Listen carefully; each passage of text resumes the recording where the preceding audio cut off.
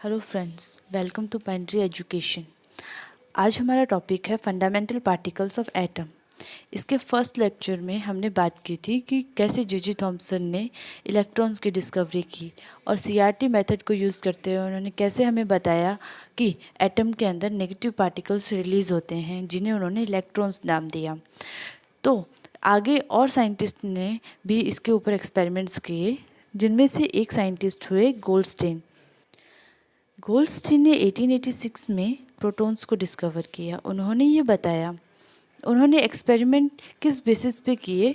उन्होंने ये सोचा कि हम पहले से जानते हैं कि एटम न्यूट्रल होता है।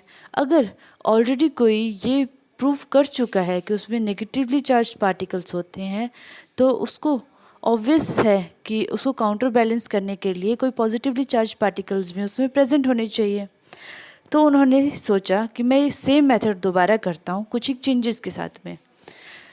It is a component of particles of anode rays. He perforated cathode in the discharge tube and repeated the cathode ray experiment and observed the formation of cathode anode rays. उन्होंने क्या किया कि जो CRT method में जो cathode use हुआ था उसकी जगह परफोरेटेड कैथोड का यूज़ किया। परफोरेटेड कैथोड क्या होता है कि कैथोड प्लेट होती है और उसमें होल्स प्रेजेंट होते हैं। और फिर उन्होंने सेम एक्सपेरिमेंट को आगे करते हुए एनोड रेज के ऑब्जर्वेशन के बारे में देखा कि क्या हो रहा है, एनोड रेज कहाँ पे किस तरीके से ऑब्जर्व हो रही है। चलिए हम आगे इसको डीप में एक्सप्लेनेशन। तो ये है हमारा CRT मेथड परफोरेटेड कैथोड के साथ में। इन्होंने इस CRT मेथड में सिर्फ दो चेंजेस किए। एक इन्होंने परफोरेटेड ट्यूब ली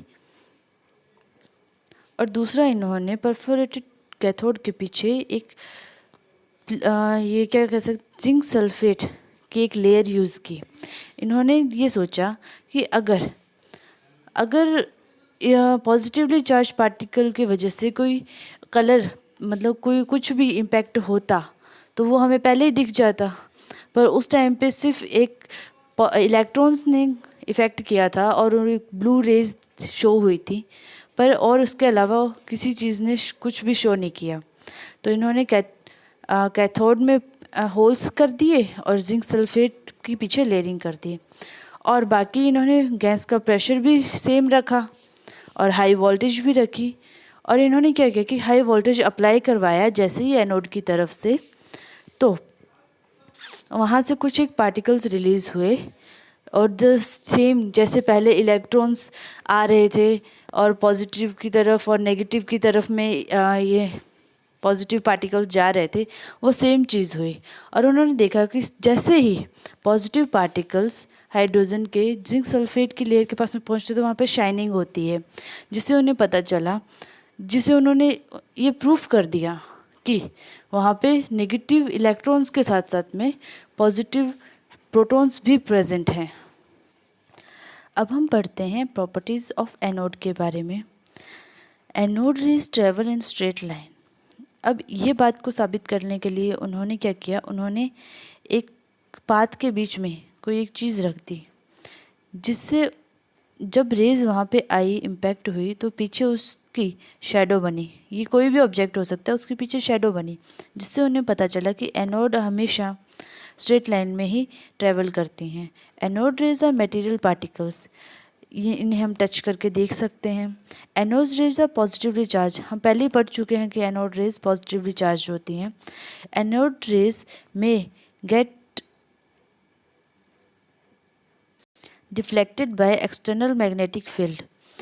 ये बात बताने के लिए उन्होंने एक एक्सपेरिमेंट करके देखा कि एक्चुअल में ये डिफ्लेक्शन होता है कि नहीं होता।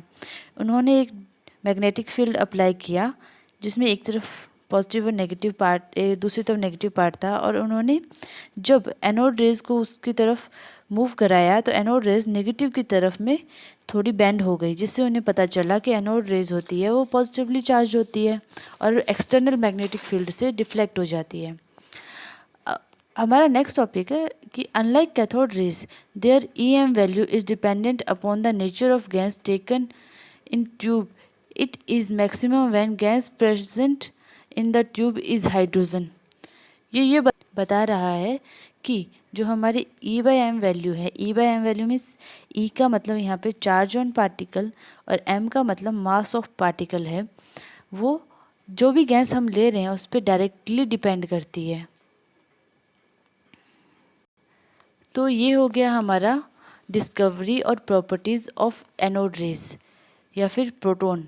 अब हम बात करेंगे डिस्कवरी ऑफ न्यूट्रॉन के बारे में।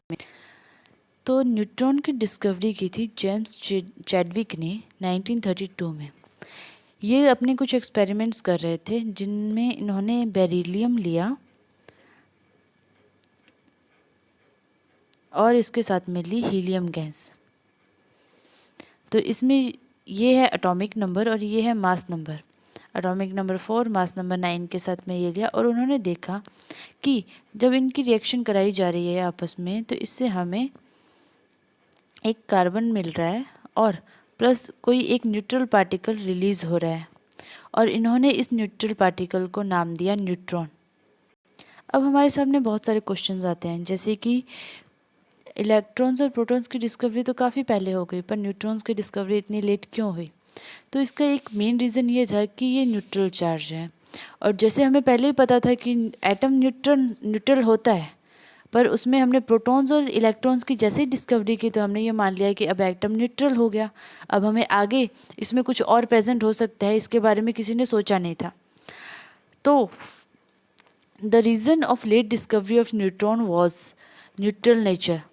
The specific charge on neutron is zero. Neutron is fundamental particle of all atomic nucleus except hydrogen और प्रोटियम। ये हो गई इनकी प्रॉपर्टीज़। तो अभी हम देख लेते हैं सबके चार्ज के बारे में। फर्स्टली हम देखते हैं इलेक्ट्रॉन के बारे में। इलेक्ट्रॉन का चार्ज है इलेक्ट्रॉन का चार्ज हमारा रहेगा नेगेटिव 1.602 मल्टीप्लाई बाय -10⁻19 कूलम्ब। और यहीं पे अगर हम बात करें प्रोटॉन के चार्ज के बारे में तो प्रोटॉन का चार्ज रहेगा पॉजिटिव 1.602 मल्टीप्लाई बाय 10⁻19 कूलम्ब। और हम बात करें अगर न्यूट्रॉन के चार्ज के बारे में तो ये इसका चार्ज ज़ीरो होता है, इसका कोई चार्ज नहीं होता। अगर हम बात की जाए इनके मासेस के बारे में तो इलेक्ट्रॉन का मास बिल्कुल अप्रॉक्सीमेटली ज़ीरो होता है। इसका मास होगा 0.00055 एटॉमिक मास यूनिट, जो कि इक्वल्स टू ज़ीरो ही माना जा रहा है। और इसके बाद में हम बात करते हैं प्रोटॉन के चार्ज के बारे में। प्रोटॉन्स का चार्ज है 1.67 मास है 1.67 इंटू 10⁻⁻27 kg। और यही सेम रहेगा न्यूट्रॉन्स का। Means neutron is approximately equal to proton in mass but is greater than electron. तो आज हमने तीनों के डिस्कवरीज़ के बारे में बात कर ली है। चलिए थैंक यू सो मच। अगर आपको ये लेक्चर पसंद आया हो तो आप इस चैनल को सब्सक्राइब ज़रूर कीजिएगा और बेल आइकन दबा दीजिए हमारे नेक्स्ट नोटिफिकेशंस के लिए। Thank you.